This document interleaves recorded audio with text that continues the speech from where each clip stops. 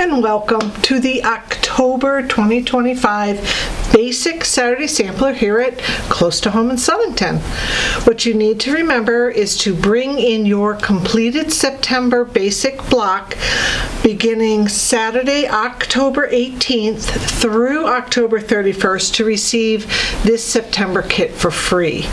We have new classes forming for table toppers, patchwork Christmas stockings, all of which can be viewed online, and you can sign up in the store and come in and see the projects that we have going on. We have rope bowls, etc. So lots of new things happening. Come on in and see what's going on. We also have put aside many of our Finish the Bolts at 50% off. A nice new stack for you will be out until Saturday, so come on and check those out.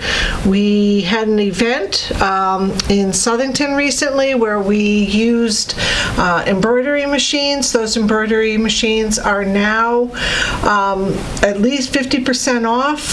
They were used 2 days, so if you're interested in a beautiful large hoop embroidery machine, come in and check out what we have for those open boxes.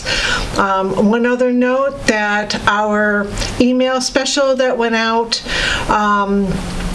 in the beginning of October is ending on Sunday the 19th. We will be open on the 19th for Shop Hop and any other retail customers that want to come in from 11 to 4 this Sunday. All right, and that is Sunday the 19th. We will be open. Other than that, that's all I have for announcements. Let's get right to the block. For my basic block this month, we are going to be doing the Flying Geese from the Eleanor Burns Quilt in a Day ruler. This Eleanor Burns Quilt in a Day ruler is different than the one we used, I think it was in March of this year, sorry. This is the large Flying Geese. So the large Flying Geese is either 4x8 or 2x4. So these blocks, if I have 2x4 and a 2x4, I have a finished 4-inch blocks on my 12-inch square this month. So we're going to be going over the Flying Geese for the Eleanor Burns ruler, which creates this wonderful square in a square here, and I'm going to have you cut your half square triangles a little larger, so you're going to trim those down. So let's go to the cutting on our kits. Make sure you put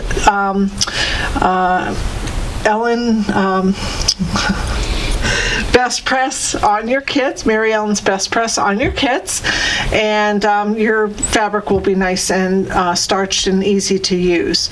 So the white kit is about 15.5 inches by about 13.5 inches. So make sure you check which way you're orientating your kit white fabric. So you want to cut a nice long strip 7 inches and cut that into 2 squares at 7 inches each. The next strip could be 5 inches. You're going to get 2 squares at 5 and then cut one down to 4.5. The red plaid are 2 5-inch squares. Those are our corner units between the white and the red plaid that we're going to trim down.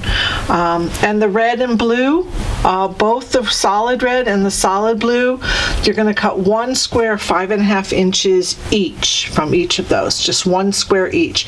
This is part of the Flying Geese that go with our 7-inch whites. So here we go. Not too much cutting, real simple stuff. What I've done, I've laid out my kit as I cut them from the kits. Of course, my 7 and my 5.5s, and my 5-inch squares and my 4.5. The first thing I'd like to make sure you understand is that when you put your red plaid and your white 5-inch squares together, you're going to draw a line down the middle and sew on each side of that line. Once you sew on each side of that line, you're going to cut them apart and press them to the red plaid, okay, which I've done here. These I have not trimmed.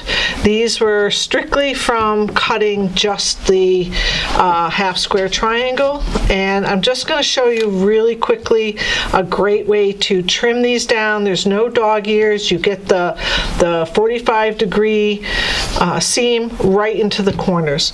So you're going to take any Creative Grid ruler, because Creative Grid rulers have the 1/2 inch around them, and we're going to go ahead and just place the 45-degree that comes right out of this 1/2 inch side into the corner. We're just going to place it right there on our seam. So you also want to look that you have plenty of room to trim at the 4.5 line. So I have a little extra on the 4.5 and a little extra on that. I can move that over. Just make sure that that 45-degree angle goes right down the seam, and then we can trim this and this. Now notice there's not a lot. You have to be very careful you don't trim too much away. And then you can see I have a little extra on the 4.5 line and a little extra here. So we're just going to flip that around, put it same way. This time we're going to use those solid lines where the 4.5 is and our 45-degree angle, and we'll go ahead and trim these down. So not a lot of trim, but it does allow you to get rid of some dog ears and really get those nice and straight into the corners. So you're going to do that to all 4 of the corners. All right, next thing, a real kind of a overview again of the Flying Geese ruler. So we're going to take our 7-inch square and our 5.5 inch. These are the bodies, these are the wings. The bodies are always the smaller square. And we're going to draw our line straight through all these corners. This one, this one, this one, and this one. So I have my friction pen. I'm just lining this up, and I can adjust if I need to. And I'm just going to go ahead and draw my diagonal. It comes through here and through there. All right, next thing we want to do is sew on either side of this line. So let me go ahead and do that. And we're going to cut it apart and press it.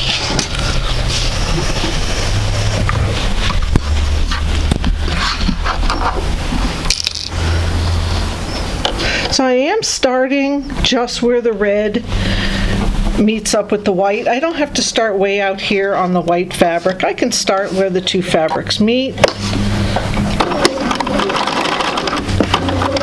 Hold that nice and straight.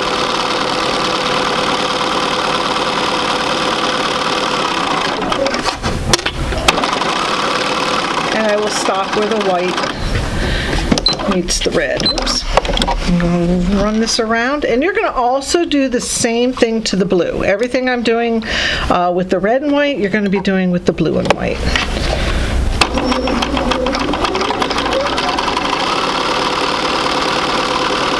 This is great because you start with 2 squares and you wind up with 4 flying geese, and they're trimmed and they're nice and exact, which is wonderful. All right, so let's go ahead and cut that down the middle on that line we drew because we sewed on either side. I'm just going to put my ruler back on corner to corner. And now we're going to go ahead and press. So we're going to press this toward the larger triangle, which is the white. So the white goes on top, and I'm going to press it toward the white. Okay, so my seam allowance goes toward the white. So let's go ahead and press these 2. You want to make sure you get a nice, crisp press right here. If your fabric gets a little too far over and has like an overage on it, that's going to be tricky when you go to cut your flying geese. So have a nice, crisp seam there. We'll do the same with the other one.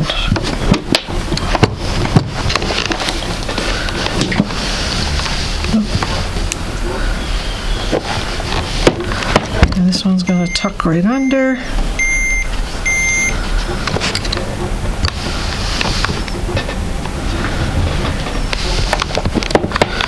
All right.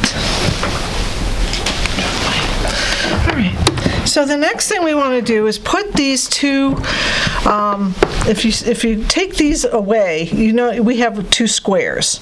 So we're going to place the white large triangle on the small red and vice versa. So we're going to place these just like this. Notice that these seams do not touch, they do not lock, but what I need you to look at is where the corners match in this side of the square and this side. Okay, right there, and then right there as well. Now we're going to draw another line, this time perpendicular to the seams that we just sewed. So let's get our little marker.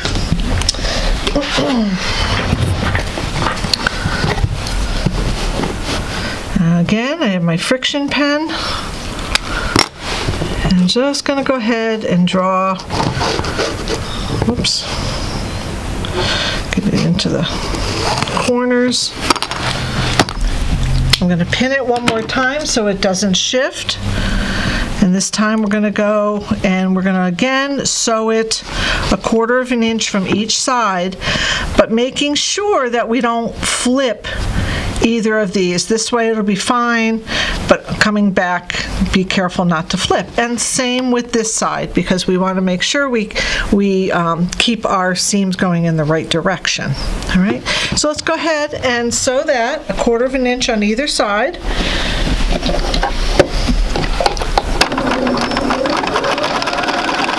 I'm feeling my seam allowance underneath to make sure I don't flip it.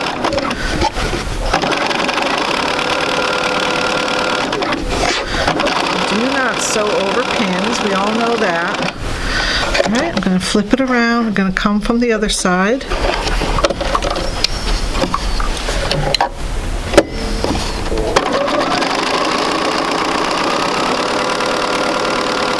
Again, be careful, don't flip.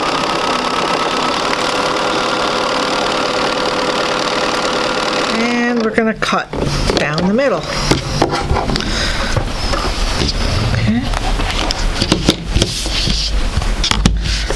I use my flying geese ruler. Okay, so now we have two halves of this unit, and they look a little bit wonky. On the back, we want to make sure that we are pressing in the right direction. So these are pressed toward the white wings. These red bodies are pressed. But if I press that toward the white wing and this one, I would have a little twist up right here. So what we need to do is just take a little snip into that seam allowance so that our seam lies nice and flat. So I'm just going to go ahead and cut a little bit of a seam allowance just to the thread, and we're going to go ahead and press that. Let's go one more time to the iron,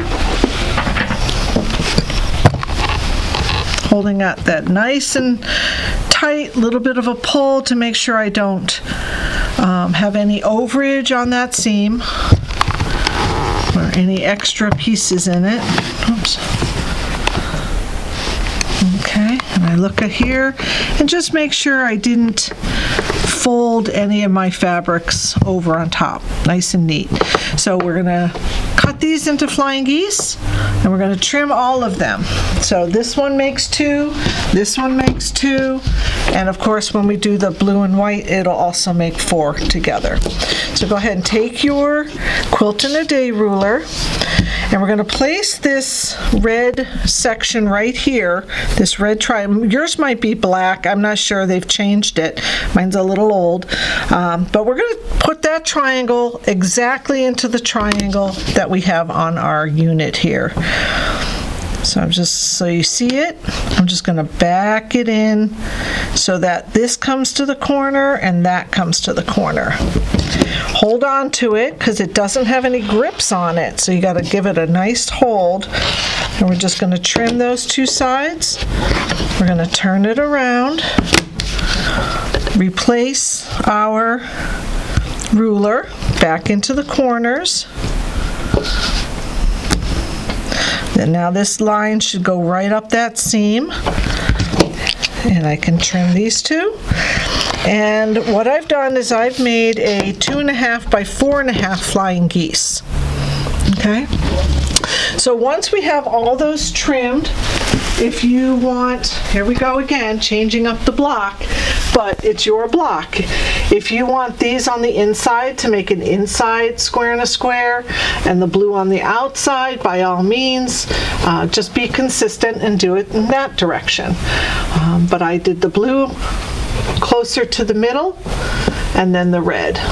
And what's nice about this, when you sew these two units together, you're going to have matching pieces, which are 2.5 by 4.5. But when you sew them from this side where you see the point of the flying geese. That way you see the intersection and you won't cut off any of your points on the flying geese. All right. And I believe I pressed those all toward the red flying geese. And then I just put my rows together. So I hope you have remember a little bit from earlier this year when we did the other flying geese, but this is the large Quilt in a Day flying geese. We haven't used this yet this year. So come on in, check out the block. We'll see you Saturday to pick up your kit. Thanks for watching.